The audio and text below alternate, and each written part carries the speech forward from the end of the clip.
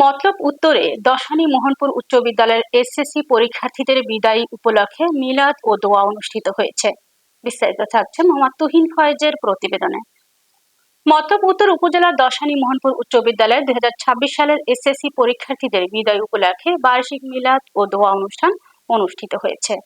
দশানী মোহনপুর উচ্চ বিদ্যালয়ের প্রধান শিক্ষক মন্টু কুমার মণ্ডলের সভাপতিত্বে ও সহকারী শিক্ষিকা ফেরদৌসী আক্তারের সঞ্চালনায় বক্তব্য রাখেন এলএমনাই অ্যাসোসিয়েশনের সভাপতি শফিকুল ইসলাম, আলী আহমদ মিয়া, বহুমুখী মহাবিদ্যালয়ের অধ্যক্ষ তোফায়েল আহমেদ, দশানী মোহনপুর উচ্চ বিদ্যালয়ের সাবেক ব্যবস্থাপক নুরুজ্জামান, অগ্রণী ব্যাংকের ম্যানেজার মাহফুজুর রহমান, দশানী মোহনপুর উচ্চ বিদ্যালয়ের প্রধান শিক্ষক মন্টু কুমার মণ্ডল, সহকারী শিক্ষক ইমরান হোসেন, পরীক্ষার্থী আমেনা আক্তার, মারিয়া তাহসিন আলিফ।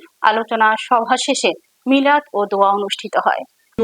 সেই সমস্ত ব্যাপারগুলো অবশ্যই শিক্ষকরা তোমাদেরকে আড়ালে থেকে আমাদেরকে শিক্ষণীয় ব্যাপারটা শিক্ষা দিয়ে যাবে। আমরা তোমাদের সাথে একমত প্রকাশ করব। তার মাধ্যমে তারা একটা নতুন জীবনে প্রবেশ করতে যাচ্ছেন এবং এটাই তাদের সবচেয়ে বড় পাবলিক মূল্যায়ন পরীক্ষা।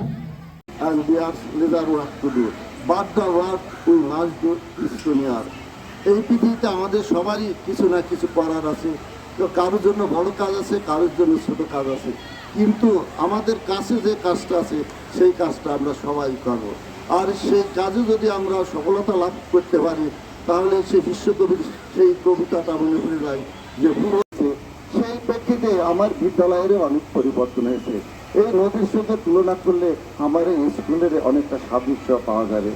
নদীটা আগে কত সুন্দর বহমান ছিল, নদীর পানি কত স্বচ্ছ ছিল, আজ সেখানে সেই নদীটা দূষিত হয়ে যাচ্ছে, কলুষিত হয়ে যাচ্ছে।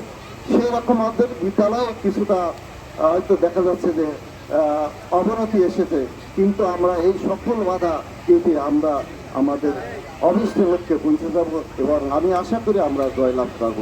20 সালের এই দিনটি আজকে আমাদের সামনে উপস্থিত। বিদায় বলতে একটু করুন, একটু কেমন যেন মনের মধ্যে একটু দুঃখ ভারাক্রান্ত ভাব এসে হাজির হয়।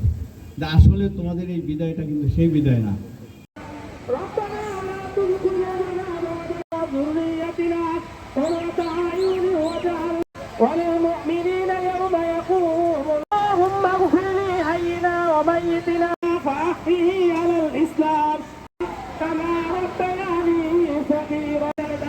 পরীক্ষা দিবে তাদেরকে এলাকার ভিতর বরকত দিয়ে দাও, আমাদের এলাকার ভিতরে বরকত দিয়ে দাও, আল্লাহ আমাদের সকল শিক্ষার্থীদেরকে কামিয়াব করে দাও। আল্লাহ অভিভাবকরা যে উদ্দেশ্য নিয়ে আল্লাহ শিক্ষার্থীদের ভর্তি করছে আল্লাহ তাদের উদ্দেশ্যকে পুরা করে দাও। আল্লাহ যে উদ্দেশ্য নিয়ে দোয়া করতেছে আল্লাহ সকলের দোয়াকে আল্লাহ কবুল করে নাও। আল্লাহ আমাদের মধ্য থেকে তাদের দুখানা হাত তোমার কাছে গ্রহণীয় মনে হয়, আল্লাহ তার হাতের উসিলায় আমাদের দোয়াখানাকে কবুল করে নাও।